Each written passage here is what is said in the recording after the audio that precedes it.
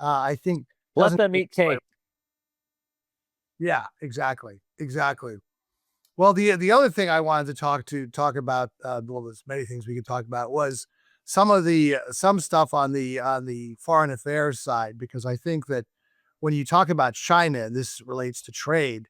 I just want to get your thoughts on, how we are dealing with China, how we should be dealing with China. We touched on it a little bit, but I guess the thing that really sticks in my craw is that so much of this could have been avoided if the Trans-Pacific Partnership, which our viewers may remember Obama got through in 2015, which was not really a trade bill. It took 40% of the world's economy and opened it up. And obviously it helps us a lot more because our economy was more open than a lot of these Asian countries.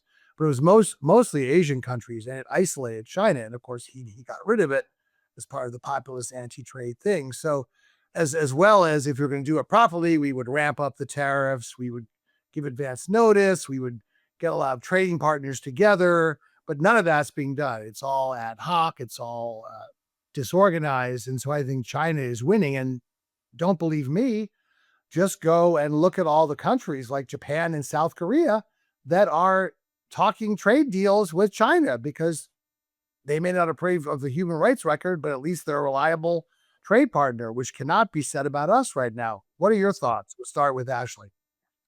Well, I don't think any of those countries can ignore the United States no matter what. So even if they do have a trade deal with China, I agree that's unfortunate. But Japan can't ignore the US, right? I mean, I don't know the percentage of goods they sell to us or vice versa, but it has to be a tremendous amount to their bottom economy.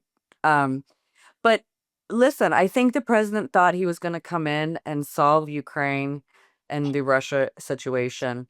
He was going to be able to isolate China by solving that problem and kind of putting his arm around Russia for the one of the sole purposes of, one, ending the war and stop killing people, but also to kind of bring Russia away from China. I mean, that's the end game, from what I understand, is for him to weaken China. And I think that anybody, I hear it all the time, Democrat, Republican, no matter who it is, especially elected officials, they understand the threat that China has, whether it's our AI, our patents, just the ability to integrate into our everyday lives, and then we can't use their court system, but they can use our court system. I mean, there's just a lot of things that are unfair.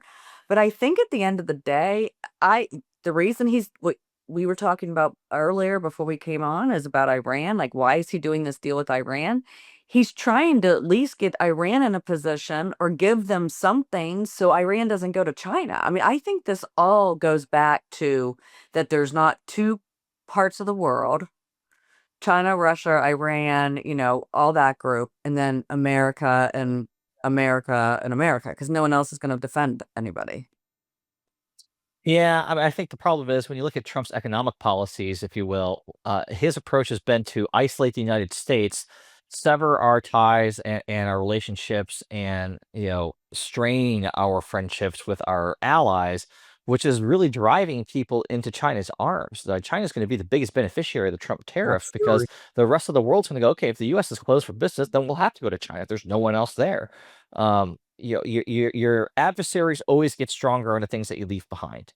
And the United States withdrawing from the global stage and becoming more of an isolationist, nationalist country gives other countries no other place to go but to the other dominant economic power in the globe, and that is China. The things that we're not going to buy from China anymore, well, they'll turn around and say, okay, everyone else, if you want to buy from us, we'll make it cheaper for you. We'll make it even cheaper for you than the United States. It is the best gift to China as a global dominant power, to have Trump's tariff policies come in the way that they have, because they really have. Even the people who are making deals, they might be making some deals here, but they're not happy about it. There's a lot of resentment towards the United States and this administration for it. And if someone comes around offering a better deal, they're going to take it. And that's why I think it behooves China to stall in terms of doing a deal with us. I think will something eventually get done? Yes. So we were not going to have 145% tariffs indefinitely. Even the president has admitted that. But the longer this takes, the more time it gives China to cozy up to other countries that are alienated by us. And just look at history. It was a little more than a little less than 100 years ago that we tried this really with the three elements of Trumpism, which are nativism, bashing immigrants, protectionism, tariffs, and isolationism, alienating your allies and turning inward. And it gave us the Great Depression and World War II. So I don't think our track record on this is particularly good, especially since the best thing we have going for us is our alliances. That's what China and Russia do not have.